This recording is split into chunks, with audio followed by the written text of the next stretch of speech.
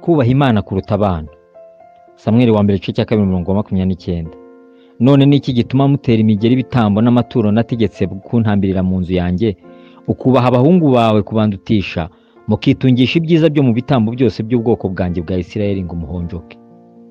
Ibyaha byose ni ibyaha kandi byose biganisha mu irimbukiro, ariko ibyaha bimwe bibasha kugira ingaruka ziremereye kurusha ibindi mu isi.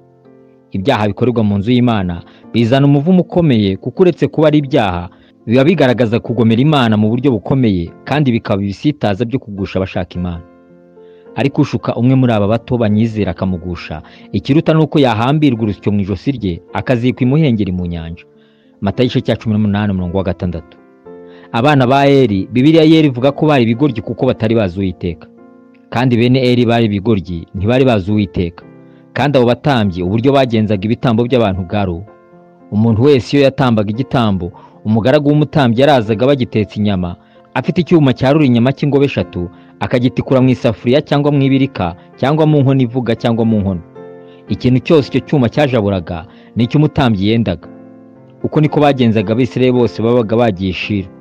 Ndetse batarotse ibinure, umugaragu w'umutambyi yarazaga akabwira umuntu watambaga ati, mpa inyama zo kokereza umutambyi, kuko adashaka izitetse ahubwo arashaka imbisi.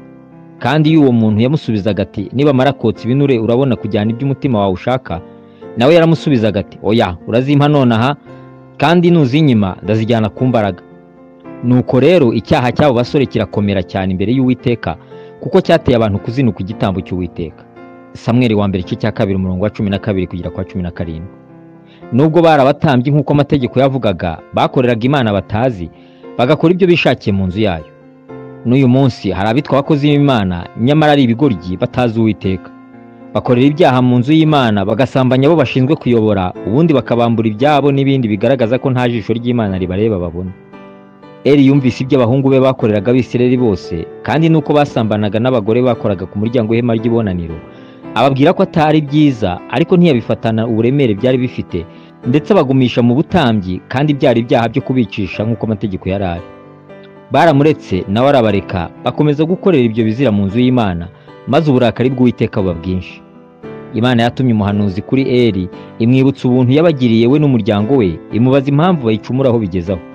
None niki gituma mutera imigeri ibitambo n'amaturo nategetse kuntambirira mu nzu yanjye, ukubaha abahungu wawe kubandutisha, mukitungisha ibyiza byo mu bitambo byose by'ubwoko bwanjye bwa Isirayeli ngo muhonjoke. Samweli wa mbere igice cya 2:29. Kudahana abahungu we uko bikwiye akabareka bakangiza umurimo w'Imana bareba, kwari ukububaha kurusha Imana. Hari insengero zimwe abantu bakorera ibyaha mu murimo, nyamara bagakomeza kuba no mu buyobozi, ntihagire igihano na gito kibageraho.